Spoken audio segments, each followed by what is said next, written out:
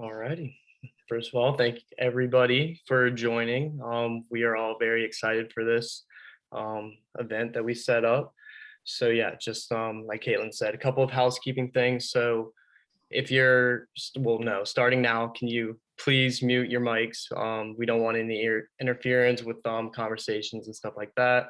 Like she said, you're welcome to have your camera on or off. If you have questions that come up during the conversation between Hannah and Coach Schwab, then please put it in the chat area and we will kind of select which ones to give out towards the end of the conversation. So now I'm going to go ahead and jump into introductions with Coach Christina and Hannah Smith. So Christina Barney Rips Schwab became the second head coach in the history of the University of Wisconsin-Whitewater women's wheelchair basketball team in July 2016. Schwab, who was born with spina bifida, became involved in the sport of wheelchair basketball at the age of 11 after finding out about the game at a summer camp. She has played at all levels in the sport, including multiple U.S. national teams. Schwab competed in 5 Paralympic Games in 2 sports and won gold medals in wheelchair basketball at the Athens 2004, Beijing 2008, and the Rio 2016 Games. Her coaching experience spans from coaching at the junior level with the Denver Rolling Nuggets, as well as the collegiate level as an assistant coach at the University of Illinois, and 5 seasons as a head coach of the UW-Whitewater Warhawks. In June 2021, she was named an assistant coach for the gold medal winning USA men's wheelchair basketball team Paralympic Games in Tokyo, Japan. In 2019, Schwab was inducted into the NWBA Hall of Fame as an athlete. She was also inducted to the Intercollegiate Division Wheelchair Basketball Hall of Fame in 2021. Schwab graduated in 2005 from the University of Illinois with a BS in Community Health. She graduated with an MSc in Higher Education Leadership with an Athletic Administration emphasis from UW-Whitewater in the spring of 2021. In December of 2021, she was named head coach of the USA Women's Wheelchair Basketball team. And currently, Christina resides in Edgerton, Wisconsin with her husband, CJ, and their sons, Lincoln and Miles.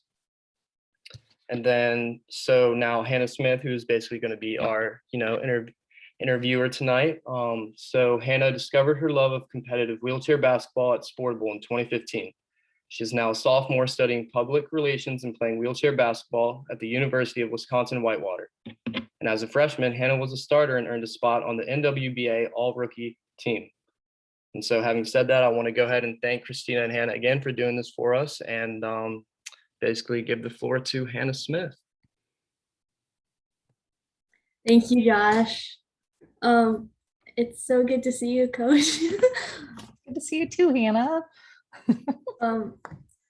So I know the answer to this, but when you grew up in Dane County, did you know a lot of other people with disabilities? No, so I grew up in a really small town in Wisconsin. People call it Dane County because it is in Dane County, but the town is actually called Dane as well. And when I was growing up, right now it's got a booming metropolis of about 1,100 people, but when I was growing up, it was about 500 to 700 people. And I didn't know many people with disabilities. I actually have an aunt that's in a wheelchair and who had a spinal cord injury when she was about 18 months old, but I didn't grow up around her. So I didn't know many people with disabilities at all, especially anybody my age that had a disability. And it wasn't until I actually went to an Easter Seals camp when I was 7. And I started going to that and didn't know anything about adapted sports or anything like that, but started to kind of see more people with disabilities. Not until I was, 7 or 8, I did go through, I had physical therapy. I grew up, I was born with my disability. You and I both have spina bifida, and I've been a wheelchair user my whole life. So yeah, I didn't know anybody. How about you? Did you know many people with disabilities growing up? You're from a bigger town than me, but. Yeah, so I was born in Pittsburgh, Pennsylvania, and I would say my parents, did their best to, let me interact with people with disabilities, but, even in a big town, you aren't always interacting with somebody who's like you. So I'd say once I was about 7 or 8 and I found adaptive sports, that's when I really started to feel normal. Yeah, me too. Like Easter Sales Camp, I met people with disabilities, but there weren't people that were athletes at Mm-hmm. that camp. And so for me, in my small town, I tried to play sports all the time. Like Right. my small town, my family lives there, a lot of my extended family. So I was always out with my cousins and everybody knew me. So like, it wasn't like, oh, weird, she's in a wheelchair or anything. It was like, that's just Christina. But I played T-ball and did all these things. And I loved basketball. And I had a PT that would come to my school. And she would like let me shoot hoops. And like one of my PE teachers in our small town would, I remember when we got these hoops, they lowered down. They started lowering the hoops for me so I could shoot. Mhm. And my PT knew that I liked sports. And so we'd do half the time, like me walking with my walker and braces. And then we'd go in the gym and she'd let me, get stronger in my upper body and shoot around. But it wasn't until I was like 11 that I found wheelchair sports. I was at that Easter Sales Camp, and then a men's team came from Madison and they did like a demonstration like we do at Whitewater when we do our cornerstones presentations. And then like one of my counselors, I was super shy kid, like was like, you got to get out there. Like you're always at the basketball court. You got to get out there and shoot with them. And then I went out there and started shooting, and then found out that was probably like June or July. It was a summer camp. And then found out around September that they were starting a junior program in Madison. And Mhm. I don't know what the laws and rules were about privacy back then, but they sent my parents a letter saying that like we're starting this. And I didn't even want to go. I was just starting 6th grade. And, that's kind of a hard time for anybody. But my stepdad took me, and both of my parents were just like, you got to try it. And if you don't like it, then, you don't have to go again. But the rest is history. Fell in love with it right then. Wow. Yeah, that's awesome. I have a similar story of finding basketball around that age. I think I was in 7th grade. Okay. Um, but could you tell me a little bit about how your, confidence and your feelings of being included changed from before you found adaptive sports and then after? Yeah. So, like I said, I started playing adaptive sports when I was 11, and you're starting to do middle school, and there's all these changes in your life already. And like kids start to kind of recognize sometimes that, I couldn't keep up with them anymore. When I was younger, I did. And then, now it's harder to be in an everyday wheelchair. And, we didn't have sports chairs then either. So I'm in an everyday wheelchair and I'm trying to play sports. And I was always pretty shy, but like I got really shy around that time, I would say. And then, finding wheelchair basketball and then finding out I was pretty good at it was like super confidence building for me. Right. Like Mhm. then I felt like I, could do anything at that point. And then, I'm sure you have similar experiences where you find out about wheelchair basketball, and then all of a sudden you're like, oh, there's wheelchair track, Mhm. and oh, I can play tennis, and I Mhm. can do all these things, and I can do it with people that are like me, and I don't have to feel different. And then, as you get older, then you're like, well, these differences just make me unique. It doesn't make me, different. I don't have to be shy about these things. But that's a whole other story. But I would say that it helped me identify as an athlete. And I always thought I was an athlete. I thought I was like active and everything. And so I think it really helped with my identity and my growth, and recognizing that I can do whatever Mhm. once I found sport. Gotcha. I can definitely relate to that for sure. Um, so I know there's so many studies out there, and you've probably seen this with your own kids, that youth sports are just so important for all kinds of development, physical, social, emotional, mental health. Yeah. Do you think they can be as important or even more important for kids with disabilities? Oh man, that's a loaded question, but you're right. And um, it's so important because, like I said before, I found a peer group, right? Mhm. Like I had my peer group at school too, but this was different. They were going through similar experiences as me. right? And so it was like almost a little bit of an escape for me, at least in my experience. And so I think that translates over into that. And then also, like you said, like right now, mental health, I think this is really important now, right? Like we're coming out of a pandemic where everybody's been on their own and like just secluded from other people. Well, I think sometimes even before the pandemic, kids with disabilities sometimes experienced that, right? And so then you get them in the group setting where they're able to be around, again, people with like experiences. And then, I mean, fitness, you're teaching lifelong fitness. I was a community health major as an undergrad, right? Like thinking about, what things can I do as I get older? Because technically we're sedentary in wheelchairs, right? Or if we have a disability, so what is that going to do to us as we age, right? And so, there's so many benefits to it with like being around peers, and then just making sure that, you're making lifestyle choices that are going to benefit you in the future, especially with the disability, because the world's not created for us, right? It's not created, right? We know this. Like you can go somewhere and find it inaccessible to you, right? And so all those things just, I think, make sport for youth with disabilities, it makes it even more important.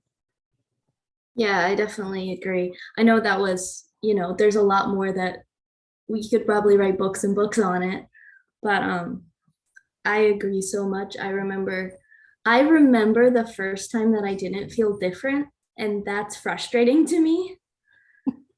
Yeah.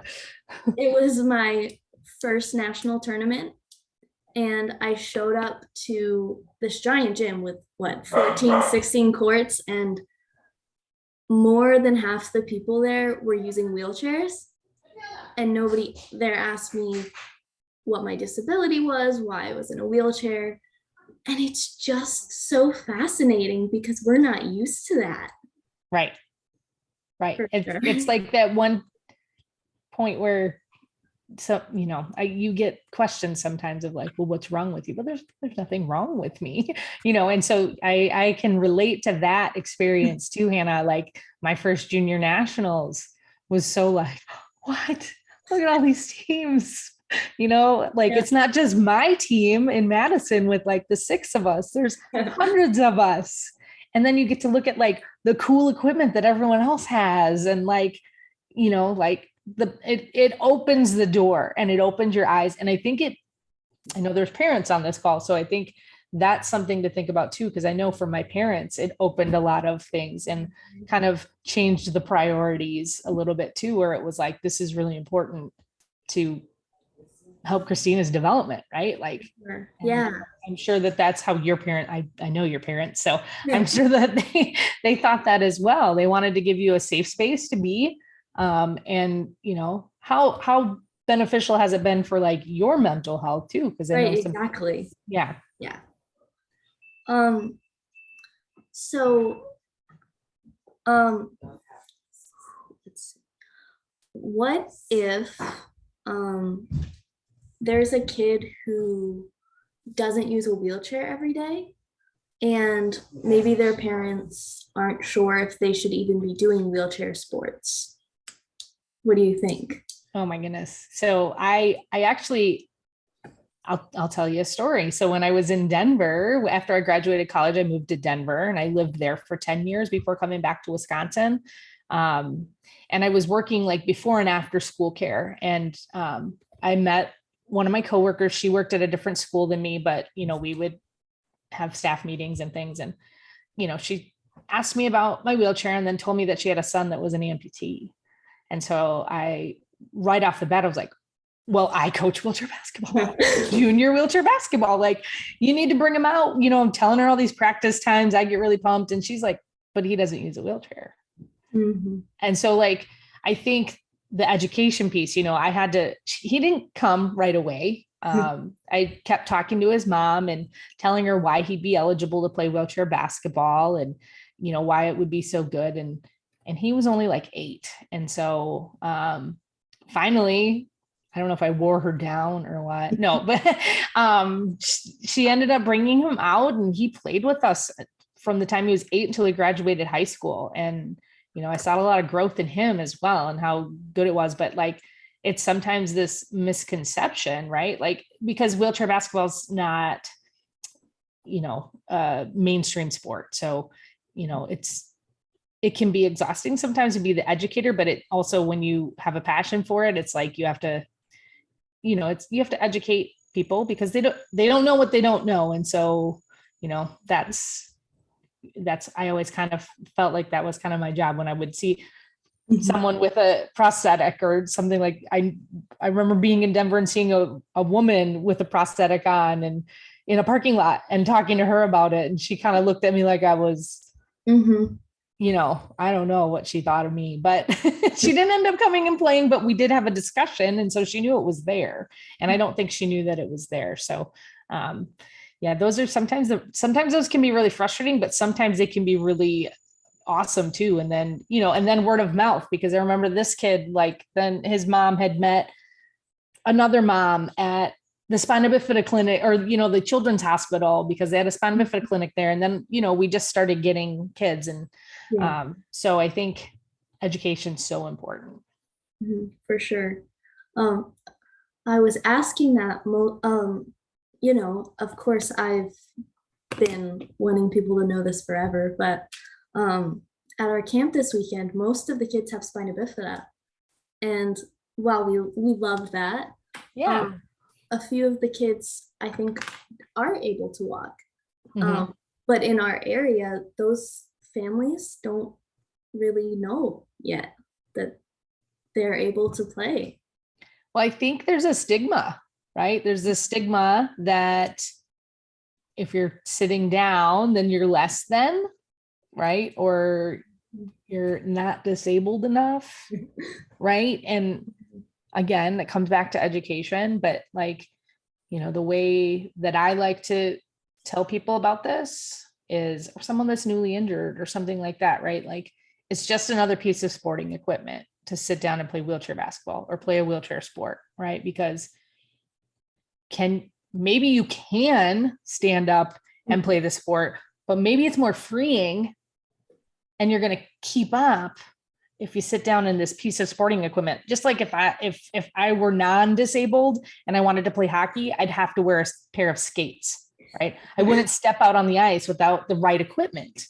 So, the wheelchair is just the piece of sporting equipment. And I think, the more we see it in the mainstream too, that's going to help too, when we have this huge Paralympic movement going right now. So hopefully we keep that momentum, but, that's another thing that I like to tell people. It's just a piece of sporting equipment. For sure. So going back to, you were talking about how important tournaments and nationals were. We were, it's been so important for us, but for parents who aren't sure, like my parents growing up, they weren't sure if traveling, sometimes 6 to 8 hours for a tournament or taking me to practice every week is worth it. Yeah. Do you think it's worth it and why? Well, I'm biased and I obviously think that it's worth it. And I also I had a lot of privilege. I will recognize that now that, we lived about a half an hour from Madison and where we practiced. So it wasn't like this, it wasn't a really long drive, but I also will say, once I started playing women's wheelchair basketball, right? Like once I was still in juniors, but then I started playing women's wheelchair basketball, the closest team was in Minnesota. And so then that became like a 4-hour drive from my mom. And most of the time it was me and my mom that went to those trips. But I mean, it is important because of all the things that we've already touched on, right? Like mental health, lifelong fitness, like making healthy choices for food. You don't want to have more complications as you get older, right? And so, I still play wheelchair basketball. I'm 42 years old. I don't play it as much as I did, but like, it's still something that I know I can hop in my basketball chair and I can get my heart rate up and I can get sweating and I can, and then I feel accomplished, right? Like all those things that sport does for you. And I know it becomes a sacrifice, but then it's also something that, I would hope that most programs, I know Sportable would be this way too, but they'd be, maybe have a Saturday practice or, you come to camps or something like that, and like you said, tournament travel is definitely Mhm. really, we used to make family vacations out of them. Like people ask me about What a thing. family vacations that I went on. I was like, the only family vacations we ever went on were for my basketball trips. And I have to like apologize to my little brother because he didn't, like Yeah, for sure. hanging out in a gym. But it is really important, I think. And what do you think about that? Like, how long was your drive to get to sports? My drive has always been about 10 minutes. Oh, So okay. I'm very privileged for practice, but it just makes me think about some of my teammates who lived an hour and a half, 2 hours away, and they would come to practice every week. And, that's hard for families. And Yeah. sometimes they just don't know that how worth it is until they try it. Right. I was wondering, we've talked about, how important it is for the kids who play. Mhm. But what do you think the benefits are for the family and even siblings of the person with a disability? That's a great question, Hannah Smith. I will tell you, and I can only speak to my experiences, but my experience, I have a brother that's 9.5 years younger than me. So he was pretty little when I started playing. But he's 6'5", and I still tell everybody that he played better in a wheelchair than he did standing up. Like, but I think,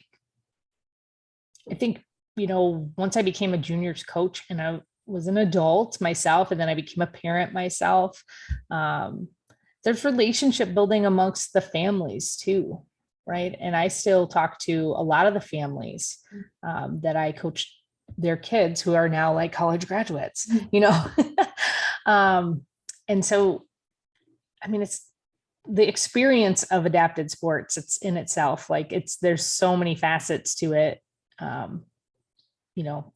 It becomes like we just talked about family vacations and things like that, if that's what you prioritize. But I think with siblings, like they already probably don't, I mean, they see disability, right? Like we can't deny that we're disabled, and a lot of us are visibly disabled.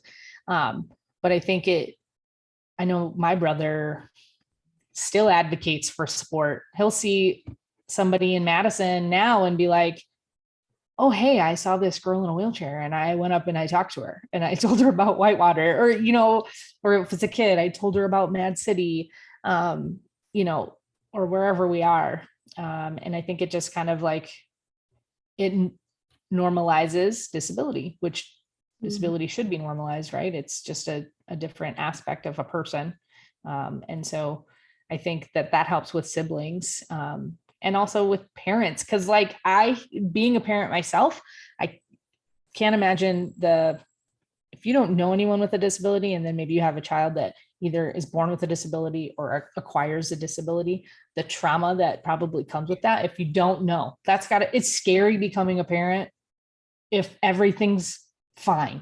But if something's different, I can imagine that that's very, very a scary situation. So I think that also with parents, it gives them a peer group, a support group, right? Like, did your child go through this? Oh, mine did too. How did you guys deal with this? Like, how are we going to move through this level of development, that kind of thing. So it just encompasses everything. For sure. I know my parents, before I was born, there was a kid with spina bifida who lived in our neighborhood, I think down the street, and they said that really helped them. And even now, when they have their Facebook group with all the college moms, it's so encouraging for them to be like, we're in a unique situation in college, but also disability, also traveling far sometimes, people who can really relate. It's not just for, the person with the disability, but sometimes even siblings. Right. Yeah. Well, and you can give each other like travel tips, because again, travel is not very accessible for people with disabilities. And so, that's another, I mean, we could probably talk forever about oh yeah, all the little things. Oh yeah. Like, 2 of our chairs being broken on the way to a tournament. this year? On the way back, thank goodness. But Okay, so what if there's a kid who maybe has a little bit more limited mobility Mhm. and they're not, as good as everybody else, and maybe they're on the bench. I know we have a lot of different mobility on our team, and that's really cool that in college we can do that. But what Yeah. would you say to those parents? I would encourage them at least to see what their child's getting out of this, right? Because for some children that or kids and high schoolers, they're not maybe going to go play college basketball, and that's okay. There's adult leagues too, right? Or maybe there's another sport that we haven't gone down that avenue, right? But at the same time, again, you're like teaching these lifelong lessons and skills that they probably wouldn't have found if they were not involved in adapted sport.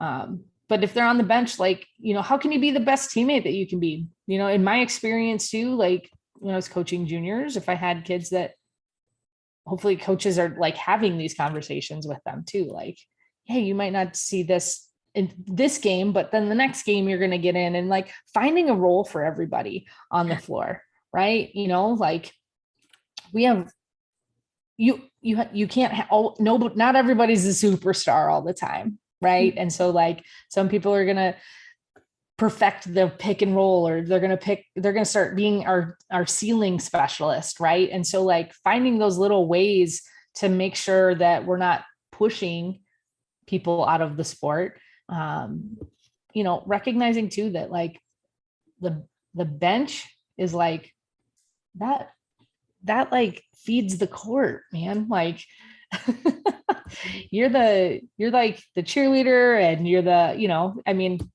Yeah. there's a role for everybody in a team, I think. But then if that's not, maybe you need to find a sport. If you don't like that, maybe you need to do an individual sport, and that's okay too. Yeah, definitely. It's been coming up a lot more at my practice as I've been coaching the kids this summer. We have some new players who can't necessarily make a basket. Yeah. And you know what I tell them about? I tell them about my friend Straps at college, who can't make a basket, and maybe she can't push as fast as some other people, but you know what she does? She's sneaky. When people are totally, disregarding her because maybe she can't shoot, she'll set a screen or she'll seal. And we've had some really cool plays come out of people underestimating her. Yes. And I tell them, you can be like her. Right. And she's the most excited one when she's not on the floor, right? Yeah. Like, and you have to have people like that on the team, because you can only have 5 on the team. I mean, on the floor, not on the team, on the floor. For sure. Now moving a little bit further, I know some of the people listening to this call, maybe their kid is, still in elementary school, but a lot of parents don't know that wheelchair sports can be a pathway to education as well. Can you talk about that with your experience? Yeah, 100%. So, when I found out about wheelchair basketball, and then, started playing more and more, and I think it was kind of always for me, it was like, well, you have to go to college, because like I grew up with a family, like my stepdad and our family owned a roofing and siding business. Obviously I can't do that. Right. Like, I'm from a farm community. I can't do manual labor. So it was kind of always like, well, you're going to have to go to college. And like, and that's fine. I wanted to, and everything like that. But sport showed me that like, I could go and be a student athlete. Like not everybody gets to be a student athlete, right? Like that's a awesome accomplishment. And there are opportunities out there, and there's a lot more now than there was when I was going to college, especially, for like women's wheelchair basketball and other sports as well. Women's wheelchair basketball has grown exponentially since I was college aged. It was like go to Illinois to play college women's wheelchair basketball or go play on a men's team. Right. Mm-hmm. And you had to be really good to be on a men's team. And so, I wanted to play at the Paralympic level, and the coach at Whitewater when I was a junior left, and he went to Illinois, and kind of followed him there. And, thankfully I did, because that's where I recognized I needed to be. But, I think it kind of opened my parents' eyes too, because they knew that I needed to go to college, and this isn't going to be everybody's experience, but like I got to go on a scholarship because of my athletics, right? That's not everybody gets an athletic scholarship, and not all schools can offer athletic scholarships.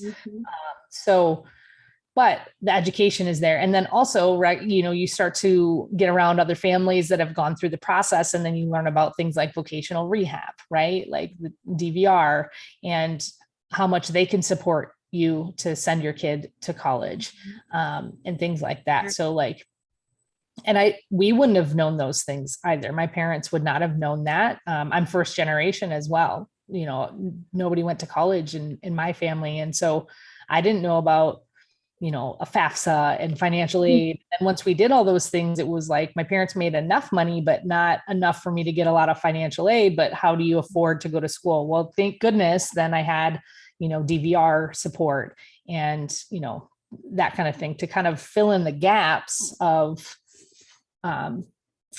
what my athletic scholarship didn't cover, because it wasn't full ride. And in most cases, it's not going to be, right? And if you're Hannah Smith, you can go to school for free because you're super smart and get all the academic scholarships, but that's important too, right? And I think I'd still contribute that to basketball. Yeah, right. Because for me, I think it might have been maybe a panel with you in it at nationals like 5-6 years ago about, hey, there's colleges that have wheelchair basketball. I didn't know that. And then I went to camps, and that forced me to be independent, flying by myself, medical needs by myself. And, I realized, well, I can be independent. And then, I probably have to work pretty hard in school, because my family's not going to be able to afford to send me 15 hours away to an out-of-state college if I don't get scholarships. Right. Because that's how it oftentimes is. Yeah. I totally contribute a lot of that to basketball as well. Right. And part of my, coaching philosophy, and I know, Hannah, I know you've heard me say this, but that sports teaches lifelong lessons, right? It teaches you hard work. It teaches you resilience, how you bounce back from perceived setbacks. It teaches you time management, right? How are you going to get your workouts in and balance school, and teaches you balance, right? You can't just play sports. You have to get your education, and you have to have a social life on top of that as well, right? If you want to be a college student. So I think that sport teaches all of those things. And I'm very lucky that I get to work with student athletes that put those things to use. But that is something that I know worked for me, and I see it every day with a lot of my student athletes. And I think that you're right, Hannah. I think, especially in women's wheelchair basketball, I see a lot of grind in the classroom, and that's awesome. That always makes me really proud. Yeah. Like you were talking about that balance between school and basketball and social life. It's really hard. Yeah. I'll be honest. It was my first year last year. It was really hard. And you did it very well. But I also moved 15 hours away. You did. And, I think personally that might have been a little bit more scary for my mom than for me. So what is your advice to a parent or a student athlete if they are considering going far away? Because, if someone's tuning into this who lives near me, their closest option is Illinois, 14 hours away. Right. I wish I had my mom on this webinar, because I always want to, I ask her that because I've been asked that as well by other parents. And I don't have kids that are like old enough to think about that. And I don't want to think about that yet. But I have talked to my mom about that. And I think she thought I only went 4 hours away to Champaign. And, you know, I wanted to get away just because I wanted independence and to prove that I could do it. But I think she felt like I moved across the world, right? Because then, you know, with basketball and everything, I was close to home, close-ish, but I was never home. I was always playing basketball and doing school. And so I think your kids are more ready than you think they are. And I think that kids with disabilities are more resilient than sometimes we perceive them to be. And I think that if you sometimes loosen the reins a little bit and let them fall, because I will tell you, like, I have parents that let me fall on my face, very much so, like in all areas of life, right? When I have spina bifida and I have no leg function. I'm about a T12 L1 level. And I didn't use a chair to get around really much until I was like 6. So I crawled everywhere. Me too. If I wanted something, my mom would be like, well, get it yourself. So I'd crawl up on the counters to get a cup, you know, like I'd figure things out. I remember hanging off the counters by my ribs to like grab things, but be halfway up there, you know, like, and I also had, when I was very young, my mom was a single mother and we lived with my grandmother. My grandmother was she was like, you got to treat her like any other kid. You know, when I'm about 3 and I'm whining that I can't dress myself, my grandma was like, my mom wanted to go and, you know, dote on me and, you know, be a mom. And my grandma said, no, let her do it herself. You know, so I think that kids are a lot more resilient than we give them credit for. And so I think if they want to go across country and like, they're going to figure it out. And if they fail, then, you know, that's another life lesson. Hopefully they don't have that, right? Hopefully they figure it out or they have the support system. But I know in wheelchair basketball specifically, in almost every program, or all of the programs, they're set up for success. They're set up to help student athletes succeed, right? Because there's coaches and assistant coaches, and there's, you know, I can speak for Whitewater. We have the Center for Students with Disabilities. Like if there's a learning disability there, then they can get accommodations and there's housing things and all these things. There's a lot there. There's more than you probably know about. So really ask questions when you're like at that level and you're ready to go on to college and you're choosing colleges, because your kid's going to be okay. There's a lot that I didn't know about. Right. I didn't know that. I mean, at Whitewater, I'm so lucky, but if it snows, I can call up the people who run the plows and I can say, I need to get from this building to this building at this time, and they'll have it plowed for me. And also with the support system, it's what you're saying, like Center for Students with Disabilities, but it's also, my mom has other moms. I have my team, my coaches at Whitewater. I think there's 2 wheelchair athletes who work in advising. Yep. And so you're never alone when you go to those schools. So I was just thinking about like how cool it would be for a kid who maybe doesn't even want to play in college to still go to a school that has adaptive sports, because it's going to be better for them. Have you experienced that too? Yeah. I mean, if you think about Whitewater, where we're both at, right? It's like top 5 school in the country for wheelchair accessibility. For things like you just said, like you can call and get someone to plow the roads for you, or not the roads, but the sidewalks and everything for you. And they salt everything. As much as it tears our wheelchairs apart, at least it's there, right? And we're not on ice. We're not stuck or anything like that, right? But like we see that, I think we live that there's so many other students on campus with disabilities. And I mean, I'm sure you've made friends with those people, because I mean, we see students with and without disabilities at all of our games, right? And it just, again, I'm going back to that normalizing word. I hate the word normal because like what's normal, but like it makes it more mainstream to see disability. I talk about that when I'm recruiting athletes to UW-Whitewater, is that most of the time people are going to assume if you're in a wheelchair that you're playing wheelchair basketball on our campus. So it's just the culture there.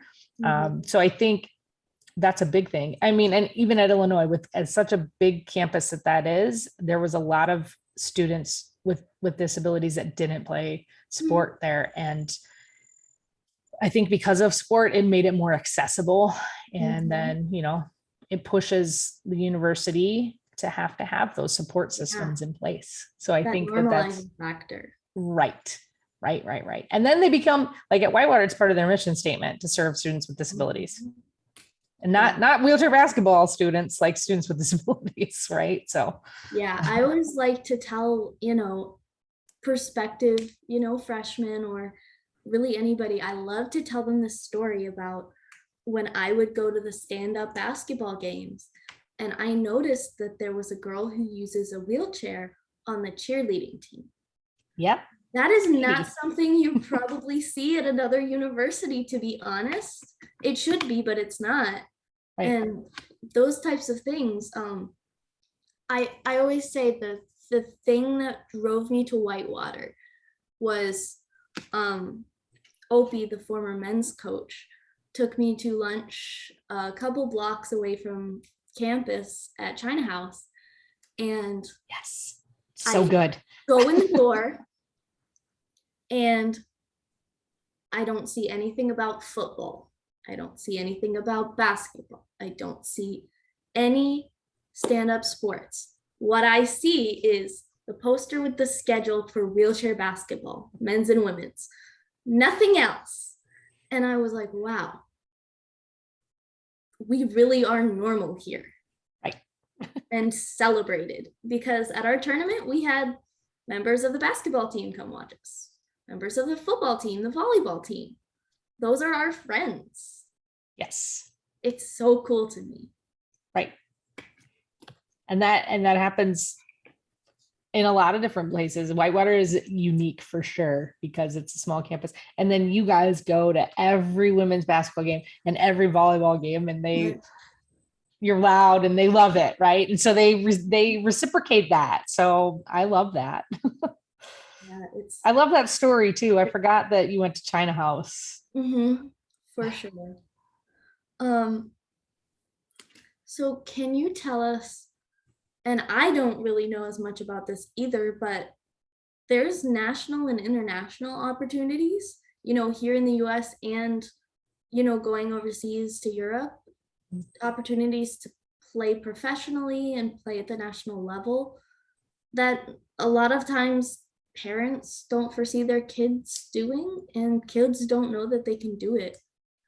So I know you have a lot of experience with that. What was your journey with that? Well, if you're scared to send your kid to college, then you probably don't want to send them overseas. But my experience too was, so I was pretty young when I started getting on the international scene. I went to my first developmental camp when I was 14. And so my mom sent me to Colorado Springs on a plane. And like I told you, my parents let me fall on my face. like, okay, she's ready. Okay, go bye. And I remember being scared and all the things, right? But it was a really good experience. And then I was an alternate in 1996. I didn't go to the games, but I was really young. Like, I think I turned 16 while they were at the games. So I would have been really young there. But I've traveled all over the place. So since like 1997, from 1997 to 2010, I was on like all of the women's wheelchair basketball teams. Then I took a little bit of a break and I was doing, track for a while and then went back. But, there's international competitions that you've been to Turkmenistan. How do I say that? I said that wrong. there's these opportunities, but that's really cool too. And those are always eye-opening for me to see. We talk about disability here in the United States, and then you get to witness and experience how disability is treated in different countries. Right. And so that can either be a really great thing or a really like sad experience as well. And it's different wherever you go. Right. Like my first Paralympic Games was in Sydney, Australia. And Australians love sport, regardless if it's disabled or non-disabled. People knew my name. We had crowded stands, and I'm like just a 20-year-old kid, like, what? How do you know who I am? I just play wheelchair basketball, right? Like, so that's different to like when you go to China, and like they didn't have experiences like this until Beijing, right? And so, but there's all these there's opportunities for you to grow and get to the international level if that's where you want to go with your sport. And then with wheelchair basketball, there are some leagues overseas, like Germany has a wheelchair basketball league. I think Italy, Spain, France might have one too. I'm not quite sure. And so, you can get paid a stipend usually to go over there. I wouldn't say that it's like, you can set up a retirement fund to play wheelchair basketball. It's not like, the NBA where they're paying you millions or anything like that. But, you can do it for a while, I think, and make a living and get to experience other countries, which is really cool. And that was never part of what I wanted to do. I think I'm too much of a homebody. I wanted to stay close. Even though I was in Denver and that kind of thing, like that was far enough away from home for me. So, but it's a really cool opportunity to play consistently past the college level. And so with that, there's a kind of a recruiting process, and coaches reach out to players and kind of recruit them to come play for different teams overseas. So yeah, kind of a unique thing. But it's not everybody's path, but it could be. For sure. Yeah. That's awesome. Well, that's all the questions I had. Right. But we did want to open it up for Q&A, just because we have some people who, they probably just heard a lot of things that they hadn't ever heard before. Good job, Hannah. I'm proud of you. So yeah, let's go ahead and take some questions. Whoa. See the questions now coming through the chat. I had raised my hand to ask one, but there's even more coming. I'll go ahead and ask mine real quick. And then Josh, if you want to read through and ask some of the ones from the chat next, I think that'd be great. Christina, I was wondering what you think, what age kids should start participating in adaptive sports. And I know there's a should, and then also like what age is maybe more common to that you see more kids get into adaptive sports? Oh, goodness. I don't know. I'm not an expert in that. I wouldn't say that I could tell you like could and should necessarily. I know I did have like a 3-year-old come out when I was in Denver, but just came out, and he didn't come out consistently. But then he ended up playing a little bit more when he was older. But I would say, I think probably like 7, 8 years old is usually when you start seeing kids coming out and playing more. At camps and things, we usually say like for Whitewater camp, it's like 8 is kind of the youngest that we will have come to camp. I know some camps cut it at like 12. You can't come until you're 12. So, but I think that's all part of like how independent they are, right?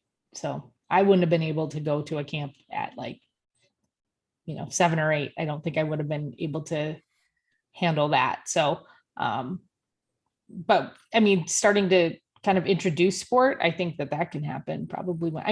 If I think about it from my own kids that do not have disabilities, they're starting to play soccer at at 4 years old. Right. So, and then it's just introducing, it's just play, just like school, right? And play is so important.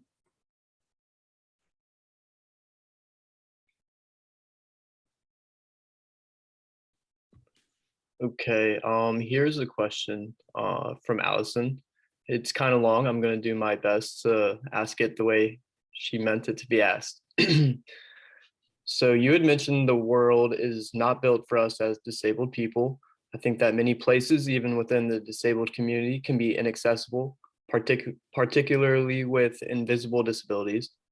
One example I've seen are deaf individuals that are also wheelchair users. They cannot communicate with hearing wheelchair user teams. They can't join a deaf able-bodied team with that built-in communication. What are your thoughts about this and advocating for disabled sports to be ASL inclusive at all levels nationally? And whom would one contact that is pinnacle of the adaptive sports community? How can we as a community campaign for that better outside of the school environment? Do you need me to repeat any of that? No, I can read that. Hannah, since you are ASL and know all of that, I want you to answer that question because I think that you would have I think it's a super important question. Yeah. And I have come across athletes that are wheelchair users that also are deaf and had to come up with creative ways to communicate at camps. I haven't had like consistent. So I want Hannah to answer that question.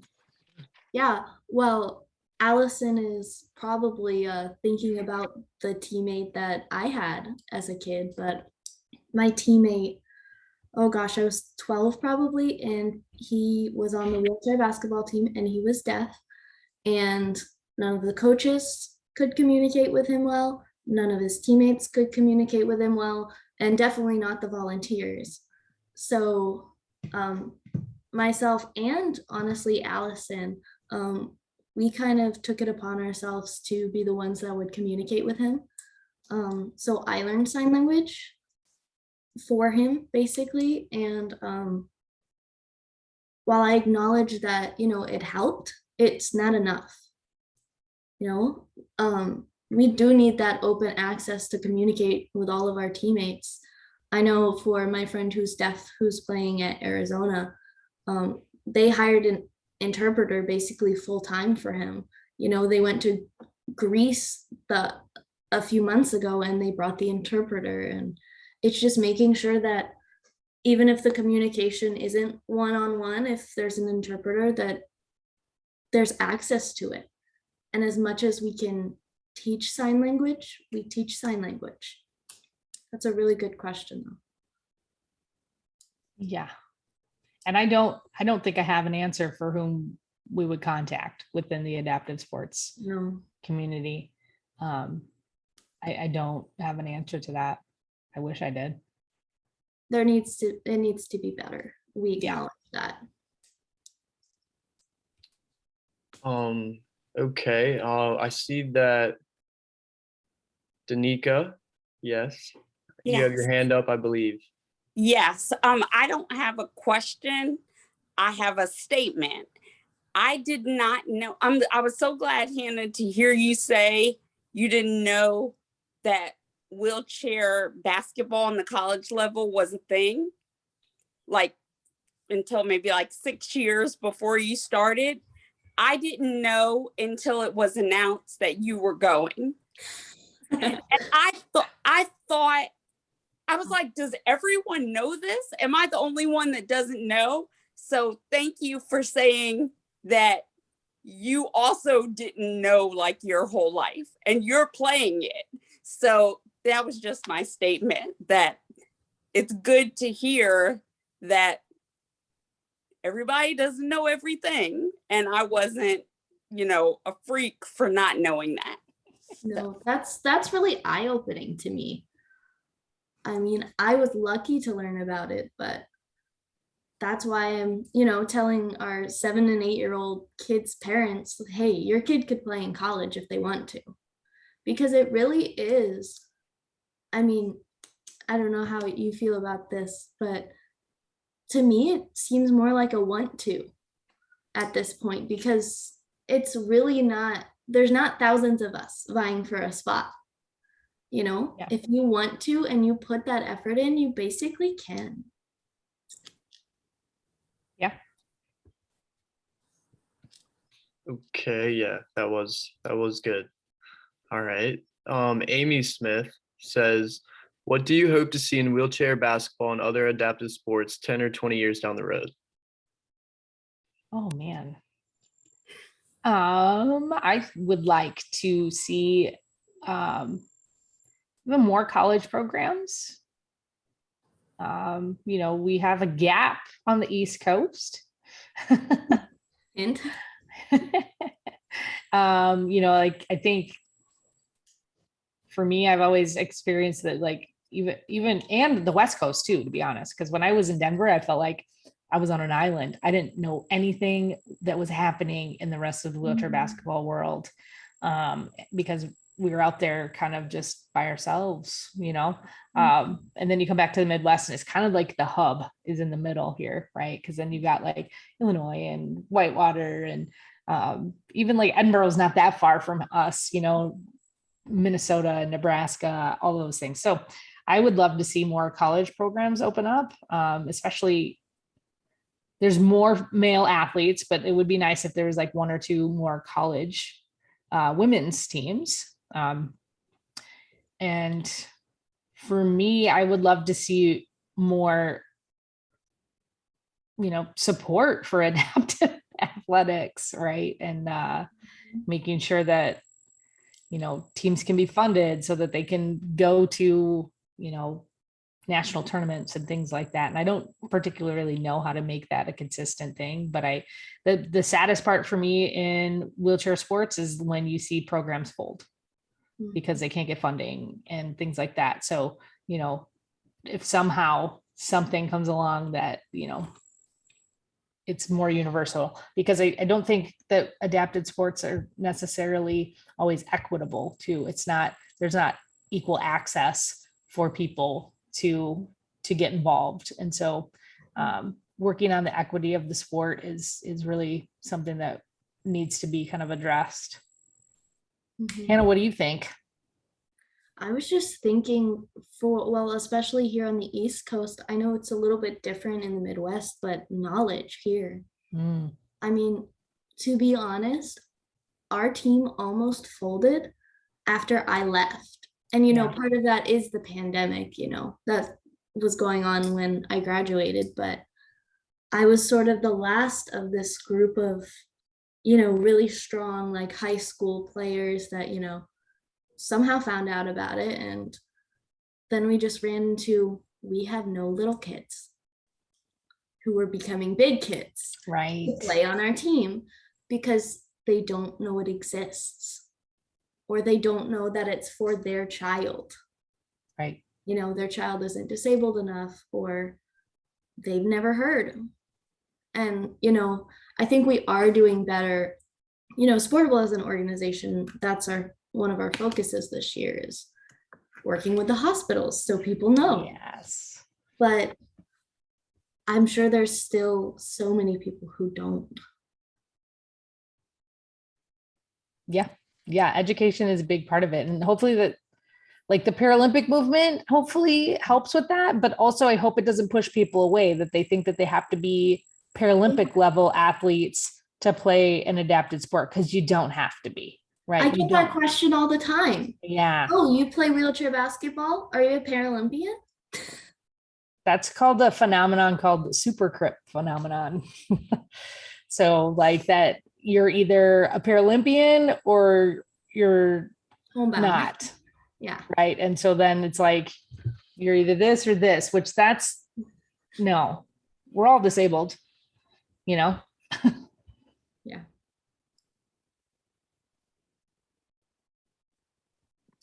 All right. Forrest, you got your hand up. Thanks. Yeah. Hannah was definitely hitting on it towards the end, because that's been a frustrating point of just my job in itself in terms of the sustainability of our program. And I think one, it was the non-existence of a prep program in our organization, and like probably like not knowing the importance of that early on in my career, being able-bodied and totally disconnected from the adaptive sports world before coming into this role. Now obviously seeing it as a huge importance in terms of sustainability, and just important for kids, like we talked about earlier, getting involved in play and sport and socialization with others like them at an early age. Like all of that is important and falls under that importance of having that prep program or just sports for youth specifically at an early age. What do you say to the parent that, you know, finding adaptive sports in itself is amazing when you didn't know about it before, or you didn't have access to activities that are you know, curated for someone with a disability, like adaptive sport, or like a nonprofit like Sportable that has all these different opportunities.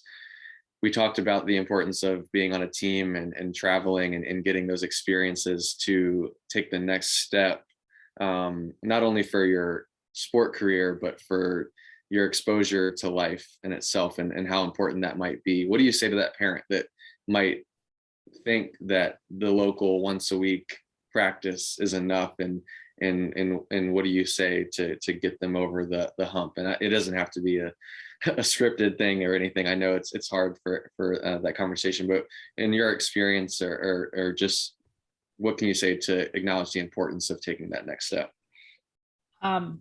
I always thought when I was in Denver and we were, you know, like, I mean, prime example, like Denver doesn't have a junior program right now, which is like breaks my heart, right? Because we had really strong programs out there not that long ago. And so, but it's always the biggest challenge is like to get them into the gym, right? Like just get them in the gym, and then they're going to see these other kids playing and see the parents there and see everything that's, you know, going on. So for me, it was always like, I guess because I have a visible disability, I could speak to my experience and be like, this is what it did for me. And so sometimes that would help me. Right. But then there was the other side of the coin where it was like, no, my kid's either too disabled or not disabled enough, or, you know, whatever the case may be. And, you know, that's the crummy part, is that you don't always get them in there. I didn't have like you said, I didn't have a script or anything like that. I just talked to my experience, and maybe you could talk to that experience of like you working with the kids and what you've seen. But you know, that's the hardest part. I feel like once you get them to step inside the gym, then they're like, oh, okay, now it's kind of becoming clear. But that's the hardest part. I don't know how to overcome that sometimes. Thank you. All right. And then Megan has her hand up as well. Hey, Christina. I'd like to hear like advice that you may have on trying to retain more like female athletes after juniors. Because I know like on the East Coast, like as you said, like there's not a lot of programs like college programs, but there's not any women's programs either. Like I've been trying to start one, but it's hard to retain the girls playing after they age out of like juniors. Yes, I think that is a big problem. You know, for me, I talked to Darlene Hunter about this a lot. Like we both have this passion of retaining women in our sport, because not all of them are going to go play college basketball. So it's like, again, it's this, I don't know how to fix the structure of it and the funding of it I feel like it's always women's teams that fold first, right? Yes. Like the women's rec teams fold first. And that's because there's burnout, right? There's other things that we do. Like, I know for me, I don't play as much because I'm a mom, like, and we have to have full-time jobs, those kind of things too. Right. And so when we were in Denver and we had a really good, strong women's team, it was just making sure that we were not necessarily like we were competing at a high-ish level, but also being like cognizant of like that our athletes had other things going on. So if they couldn't come to a practice, it wasn't like you're going to like cut them or something like that. But I know what helps us here, like with the Bucks, is like, all right, we're going to go to these 2 tournaments and nationals, right? And so we at least have a structure, a little bit of one, and that maintains us a little bit better. But this is like, it's like I don't know what the word is, but it's like, I don't know how we can't keep women in the sport right now, right? I don't know if it's, I don't know what it is, to be honest with you. I feel like I'm not answering anybody's question. I'm like, I don't know. But like, there's so many things that we could do, but I just don't know how to do them, right? Like, I don't know. Like, when was I don't even know the last time there's like the Liberty, right? Is that what you guys were playing? I'm the one that's running the Liberty. Okay, you're running the Liberty. Yeah, that's what I was like. The challenge with the Liberty is like, I'm based down in Virginia now, but I'm originally from Massachusetts. Got it. So I know females from all the way up from the Northeast down to Virginia. So there's not like a big, huge group in any sort of area there that's like fully committed to playing. That's our huge like issue, is that we're so spread apart. Yep. But we have it open to everybody. So I know it's a tough question for you to answer in general, because I've been trying to do it like for the last like 20 years. Well, and kudos to you for that. I'm glad you haven't given up. It's only because I like playing. So but like it's frustrating to me to see like if like the girl, because we have a lot of girls in our program down here at Sportable for the year. But it's hard for me to see that after like the junior program is done, if they don't go to college, there's not really a place for them to play, because there's a number of them that don't want to play on the men's teams. Yep. But we don't have established women's teams, but I know some of them don't necessarily want to be competitive. So it's a combination of all of those things. So I'm fully aware of all of the challenges with it. I just myself would like to see more females still continuing to play at any type of level on the East Coast. Right.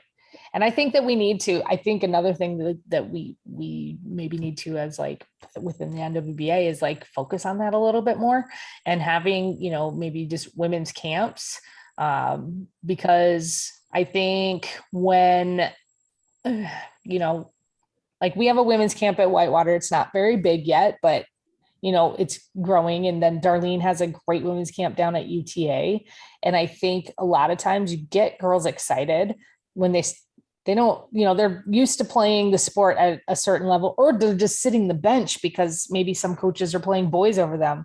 Right. And so when they get to play like with other women, then, you know, they start to recognize that. So I would encourage, you know, sending them to camps, because I think Darlene's camp might be an all ages camp. And I know mine is an all ages camp, and then just kind of reigniting that fire, right? Or holding one, if you can host one, right? And just get people there for like a weekend and like a little mini training camp. We used to do that in Denver as well. Like it would be like a day and a half where we'd have like 3 sessions and we'd do something fun at night. Like, and so it was outside of, you know, and people would like stay at each other's houses. It's not like we put anyone up in a hotel or something like that. It was, you know, something, I don't know if that helps at all, but that's one way that we kind of maintained some of our interest in Denver and in other ways.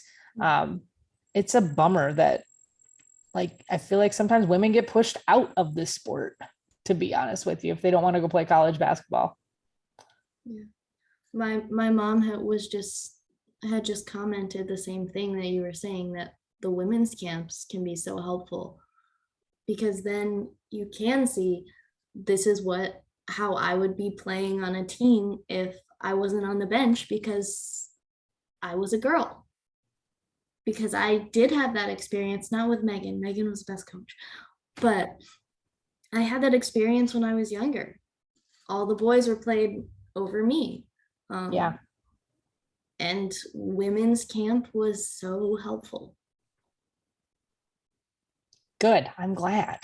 Because like, and I was at Whitewater's first one.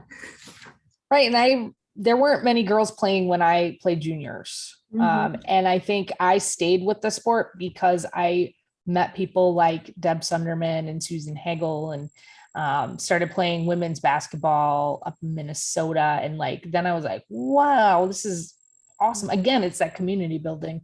Yeah. You know, I had one older girl, and that's right. Why I stayed. There you go. And now she's a Paralympian. Oh yeah. In track. Yes. It's crazy. feel like I kind of want to steal the last question, but hopefully it's a good one to end on. Hannah and Christina, I was wondering if you both could just share one thing that you've learned about yourself through your participation in adaptive sports. I feel like I am still learning things about myself through adapted sports. Hannah, you want to go first? I don't know. Yeah, Okay. I actually thought of one. Oh. And had just came up in my mind because I was talking with Forrest and my mom and actually Caitlin about it the other day. Is before adaptive sports, and particularly before camp, going to wheelchair basketball camp at a university, I thought of myself as someone who was to be helped by others, because at Sportable, and we are working, to change this, but a lot of times it is,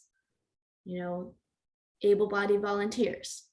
They're the ones who are helping and able-bodied staff, as Caitlin and Forrest and I have talked about. We need more disabled people on staff because able-bodied people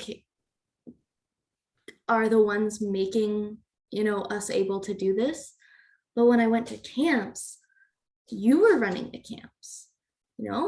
I saw the staff were student athletes, and really even working the camp this year, I realized that I can help people a lot more than I thought when I was 6 or 7, and I thought, it's an able-bodied world and they just have to help me live in it, And that's a big thing. Like when Forrest we were throwing around ideas for camp. He said, would you like any able-bodied volunteers for camp? And I said, absolutely not. 90% of our coaches are going to be wheelchair users who have experience playing wheelchair basketball, because those are the people that the kids need to see. Yes. Hannah, you're awesome. Oh my gosh. What I've learned through sport, I guess, it's evolved throughout, but I would say now, I'm super competitive. I know this about myself. So that's how I, have had so much success, but also that I have a passion, and this goes into the same vein as what Hannah was talking about. I have a passion for giving back. And that's what I've learned through this, is that there were people that paved the way for me, and I want to continue that tradition, and I want to continue to give back to the sport. So that's like the biggest takeaway that I would say, because I think I will always in some way give back, if it's mentoring, if it's coaching, if it's, whatever kind of I need to be in that time in my life. And I think that is one of the biggest takeaways that I've gotten from sport. And I want to jump in and just say thank you for paving the way for me and for Luca, who's on this call. Yeah. You have personally impacted my growth, of course, because you've been my coach. But I can see how your experiences are helping, the 4 and 5-year-olds in my program, the girls who they're going to look up to you. I tell them, watch your games, watch the Paralympians, see what they do. And you guys really are, oh my gosh, there's so many kids who believe that they can do things now because they're watching me and because they're watching you guys at the highest level. Well, thank you, Hannah. I'm sitting on some big shoulders too, so we're just going to keep stacking that up.